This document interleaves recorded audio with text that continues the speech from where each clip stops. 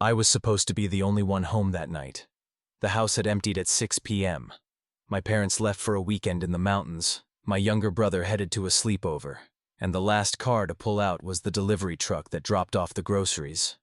The front door clicked shut behind them, and the house settled into the familiar hum of the refrigerator, the soft tick of the wall clock, and my own breathing. I had just finished a week of finals and was looking forward to a night of movies and pizza. I turned the lights low, poured a slice of pepperoni, and let the TV flicker against the wallpaper. The first thing that made me pause was a faint thump from upstairs, like a shoe dropping onto a carpet. I told myself it was the house settling. Old wood always made that sound when the temperature dropped a few degrees. I glanced at the hallway clock. 11:13 p.m. The thump came again, steadier this time, as if someone had set a foot down deliberately. I stood, the pizza box wobbling in my hand, and listened. Nothing but the muffled traffic outside. I laughed at myself, a nervous chortle that sounded too loud in the quiet. I walked toward the stairs, each step creaking under my weight. The hallway was dim, the only light spilling from the kitchen doorway. On the landing, the air felt colder than the rest of the house. My breath fogged in front of me. My eyes were drawn to the bedroom door at the far end, a door I'd locked before leaving. It was ajar now, a sliver of darkness spilling out. I froze, my heart hammering against my ribs. I told myself I'd left it that way. I'd always been a bit careless with locks when I was tired. I reached for the knob, but the moment my fingers brushed metal, a soft, shuffling sound rose from within the room. Something was moving on the floorboards, slow, deliberate, as if someone was dragging a bag across the carpet. The rational part of my brain catalogued possibilities. A raccoon? A stray cat? The wind? Yet the sound was too heavy, too human. I backed away, the kitchen lights flickering as if reacting to my panic. The TV, which had been playing a low-volume horror film, sputtered and went black. The room plunged into darkness, pierced only by the stale glow of the hallway clock. A faint click echoed from the front door. I spun, half expecting my parents to return early, but the porch was empty, the door locked solid from the inside. My phone, lying on the counter, buzzed. I fished it out, the screen flashing an unknown number. "You're not alone," the message read. No signature, no emoji, just that line, blinking like a warning. I dropped the phone, its screen cracking on the tile. The house seemed to inhale, the air thickening. Footsteps began up the staircase again, this time slower, each one resonating with a weight that made the floorboards groan. I pressed my back against the kitchen counter, gripping the edge until my knuckles turned white. The footsteps stopped at the bedroom door. I could hear the muffled breathing of someone on the other side, a soft, rhythmic inhale and exhale. The knob turned slowly, inch by maddening inch. The door creaked open just enough to reveal a sliver of darkness, and a cold draft brushed my face, carrying a faint scent of pine and something metallic. Blood? My mind raced, cataloging exits, looking for weapons, trying to remember the exact layout of the house. Then, as abruptly as it had begun, the door slammed shut. The knob spun wildly, and the house fell silent again, except for the distant hum of the refrigerator. I didn't sleep that night. I didn't go to the bedroom. I slept on the couch, ears tuned to every creak, every sigh of the old house. At 3:07 a.m., I heard the front door click open, then close. I sat up, heart pounding, and saw the porch light flare on for a split second. An outline of a figure standing there, too far away to see clearly. When the sun rose, the police found nothing out of place. No broken windows, no forced entry, no footprints. My parents laughed at my story, chalking it up to stress and too many horror movies. Now, years later, when I walk by that house at night, the porch light flickers on by itself, and I swear I can still hear that soft, deliberate shuffling on the floorboards, just out of sight, just out of reach.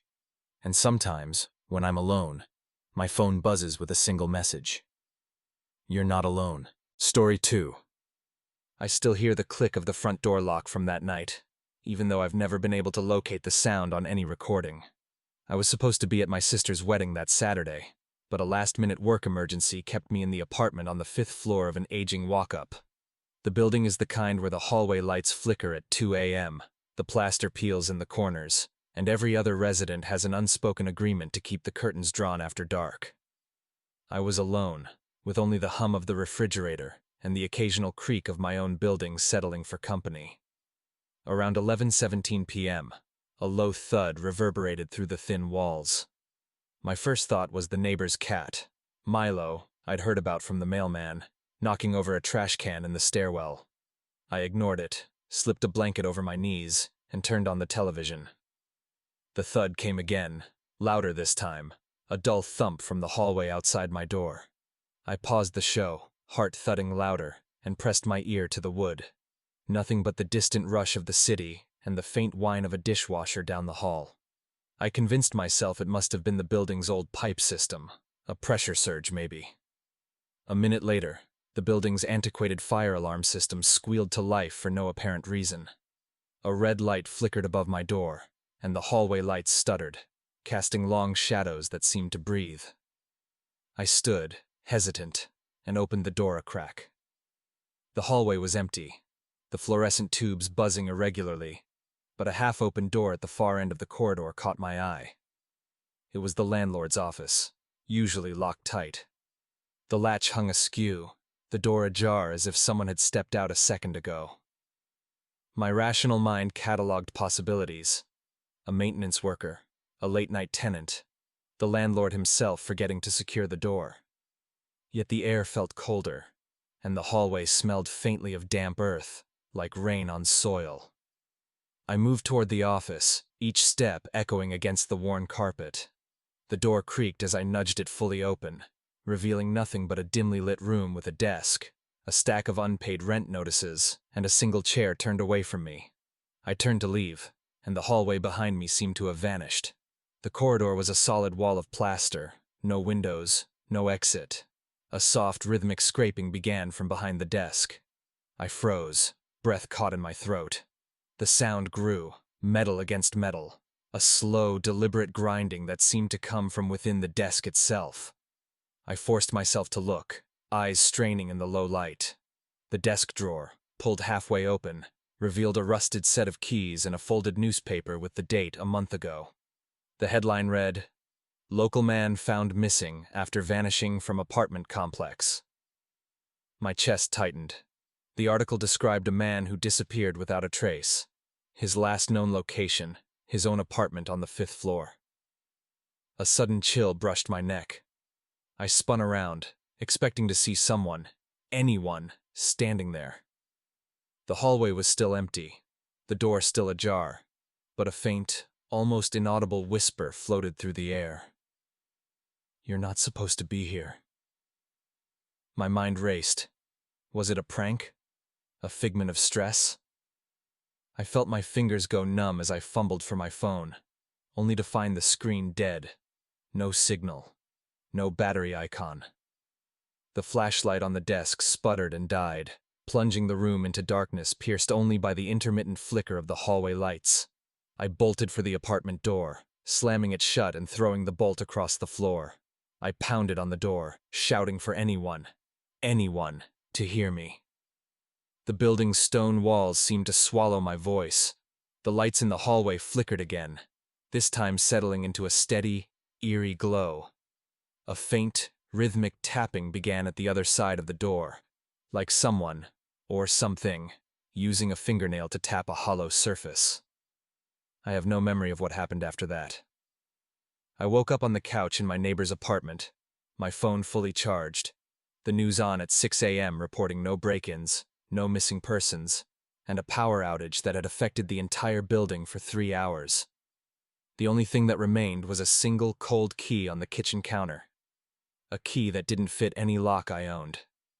I still hear the click of that front door lock when I close my eyes. I never found out who, or what, was behind the door that night. And sometimes, when the building groans and the lights flicker, I swear I can still hear that faint, deliberate tap, waiting for an answer.